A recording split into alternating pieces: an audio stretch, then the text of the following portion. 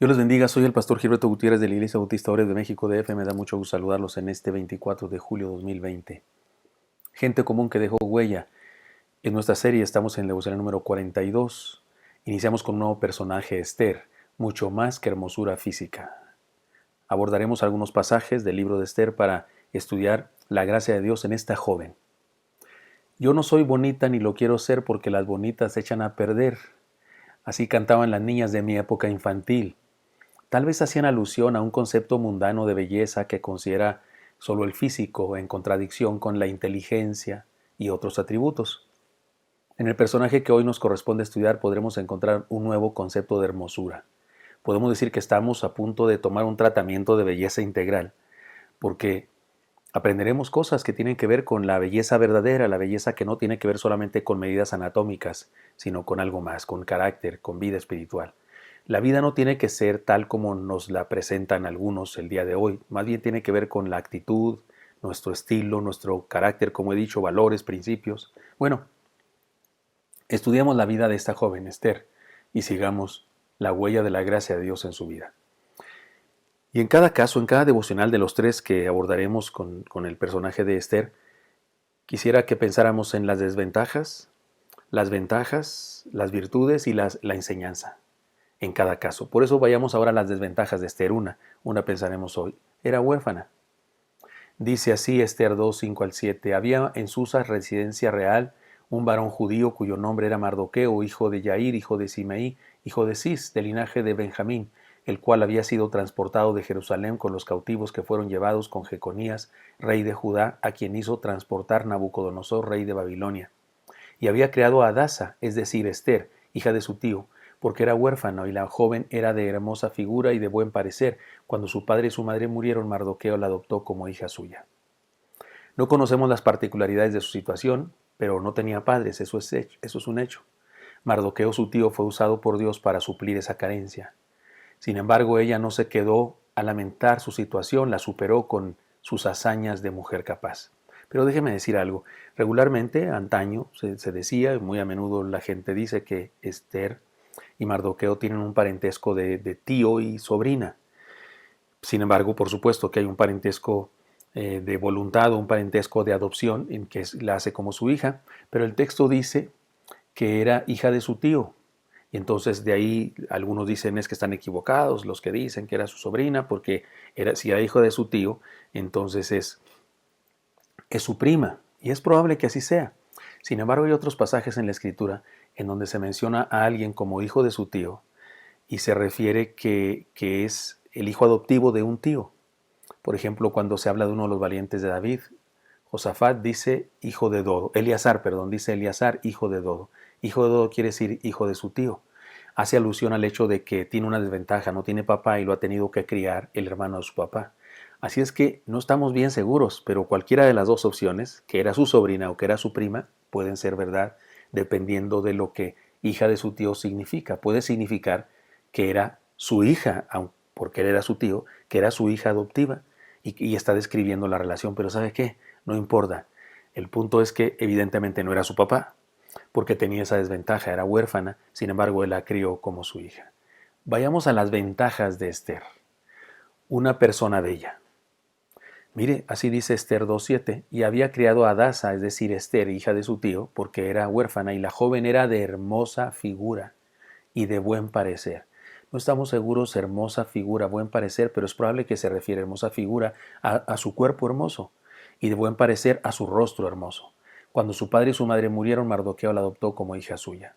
No hay duda, Esther era una chica guapa. Vayamos ahora a las virtudes de Esther. Ya vimos desventajas, después ventajas, era bella, y ahora virtudes de Esther. Algo más serio que las ventajas. Una persona bella integralmente. Sí, si pensamos de qué manera era bella, ojos grandes, o que labios lindos, medida 90, 60, 90, es bastante poco probable, no hubiera sido bella, no hubiera sido considerada bella una joven de 90, 60, 90 en aquella época. En aquella época un poco de obesidad era belleza. Sin embargo, ¿en qué sentido era bella? Dice el texto de Esther 2.15, la tercera parte, y ganaba Esther el favor de todos los que la veían. ganaba el favor de todos los que la veían, es decir, a todo mundo le parecía bella. Dice así Esther 2:17, y el rey amó a Esther más que a todas las otras mujeres, y halló gracia y benevolencia delante de él más que todas las demás vírgenes, y puso la corona real en su cabeza y la hizo reina en lugar de Vasti. Es decir, que su belleza debió ser algo más que medidas anatómicas, algo más que apariencia, algo más que la figura del espejo, pues le parecía bella a todos. Y al rey le pareció bella, al rey desde el punto de vista de hombre, de atracción. Por eso quiero que pensemos ahora, después de las ventajas y luego las virtudes, quiero guiarles a que ahora reflexionemos perdón, ya vimos las virtudes, ahora quiero pedirles que pensemos en las enseñanzas de Esther, a la luz de sus virtudes. Pero déjenme entonces ir a extender el sentido de sus virtudes. Una persona con un sometimiento útil. Dice Esther 2:20. Y Esther, según le había mandado Mardoqueo, no había declarado su nación ni su pueblo, porque Esther hacía lo que decía Mardoqueo, como cuando él educaba. Hacía lo que le decía Mardoqueo. Aún siendo la esposa del rey, ella seguía siendo obediente a su mentor, al que era primo, tío, lo que quieran en la carne, pero era su padre espiritual, y seguía siendo obediente a sus consejos. Es un hecho que no era obediente en el sentido de que estaba sometida a él, ahora era esposa, sino que obediencia en el sentido de que seguía sus consejos. Liberarse para Esther no significó ser rebelde a los códigos morales de aquella época. Con su sumisión no solo se liberó a sí misma, sino liberó a un pueblo entero. El día de hoy que está de moda el feminismo y la idea es de empoderarse y liberarse de cualquier yugo y de cualquier... Bueno, Esther fue una mujer exitosa, una mujer extraordinaria y fue obediente, es decir, estaba sometida a la autoridad espiritual de una mentoría. No solo eso, era una persona con una lealtad a su pueblo y a su fe. Les leo. Le dio también la copia del decreto que había sido dado en Susa para que fuesen destruidos, a fin de que la mostrase a Esther y se lo declarase, y le encargara que fuese ante el rey a suplicarle, a interceder delante de él por su pueblo. Amán, un tipo, trama una situación, una intriga contra los judíos y existe la posibilidad de que los judíos sean exterminados. Si usted quiere puede leer el libro de Esther, no voy a explicarlo todo porque voy a concentrarme en Esther, su persona, su carácter. Y entonces Mardoqueo le hace ver esto a Esther y le pide que interceda por su pueblo. Y ella se atrevió a interceder por su pueblo, aún en una situación de peligro, porque entró a hablar con el rey cuando no debía haber ido a hablar con el rey, cuando no le estaba permitido. Es que fue una persona con una lealtad a su pueblo y su fe. No solo eso, fue una persona con un compromiso de vida. Esther 4:14, tal vez uno de los textos más importantes de este libro, dice, porque si callas son palabras de Mardoqueo, su padre espiritual. Son palabras de él para la reina Esther. Le dice, porque si callas absolutamente en este tiempo, respiro y liberación vendrá de alguna parte, de alguna otra parte para los judíos. Mas tú y la casa de tu padre perecerán. Y quién sabe si para esta hora has llegado al reino. Traducción. Si no haces nada, estando en tu posición de reina, si no haces nada, si no intercedes, Dios se las va a ingeniar y de alguna manera nos va a salvar. Pero tú y tu familia vamos a morir en este momento porque hay una intriga contra nosotros. Sin embargo, date cuenta que posiblemente para eso llegaste a ser la reina, para cumplir esta misión. Eso es lo que le está diciendo y ella tiene un compromiso con la vida. Además es una persona con un valor inteligente. Dice Esther 4:16, ve y reúne a todos los judíos que se hallan en Susa y ayunad por mí y no comáis ni bebáis en 3 días, noche y día. Yo también con mis doncellas ayunaré igualmente. Y entonces entraré a ver al rey, aunque no sea conforme a la ley. Y si perezco, que perezca. Yo siempre digo que ese si perezco, que perezca se parece a la frase de Adelita, ¿no? La revolucionaria mexicana. Si me han de matar mañana, que me maten de una vez. Eso está en Esther 4:16. Puso en riesgo su vida por una buena causa. No fue atrevida con insensatez.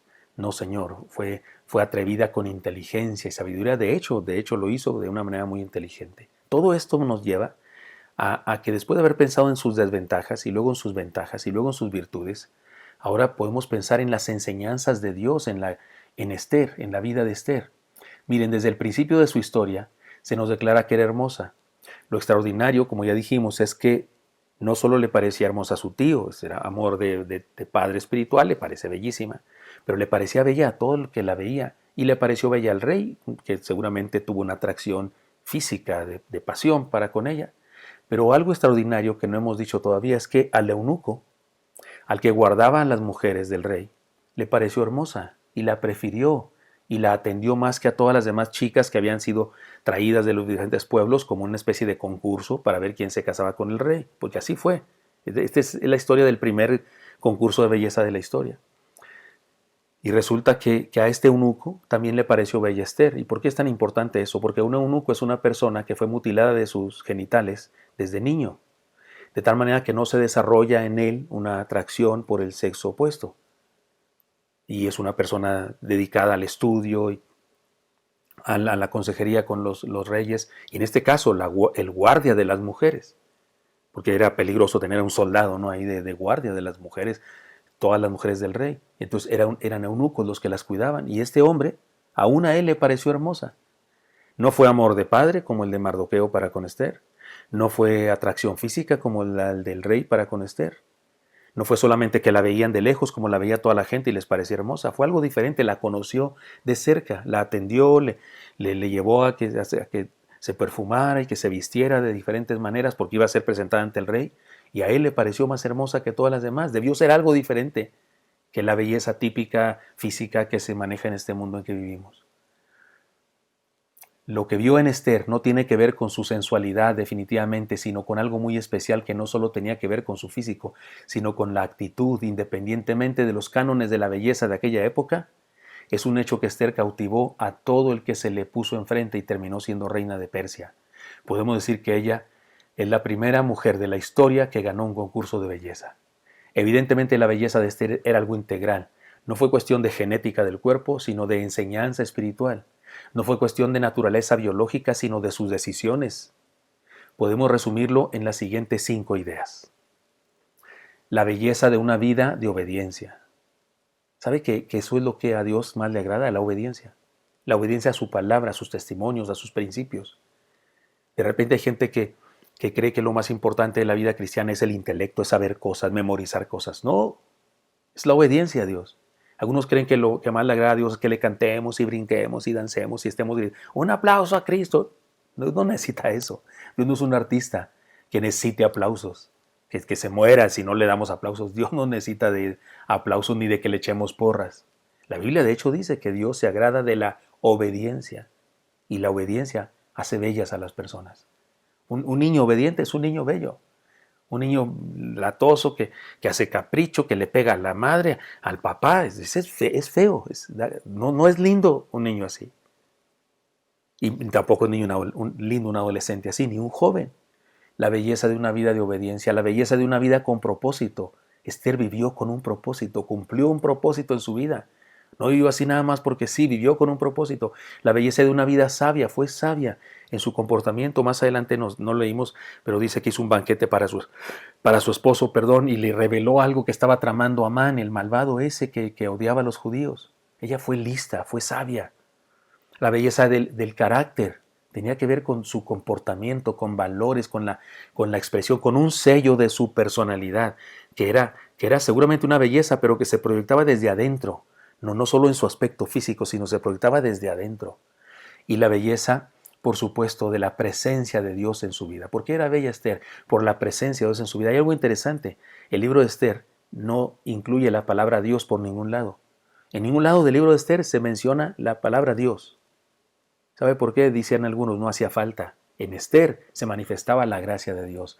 Así es que podemos decir que la belleza de la presencia de Dios fue la huella de Dios en esta persona.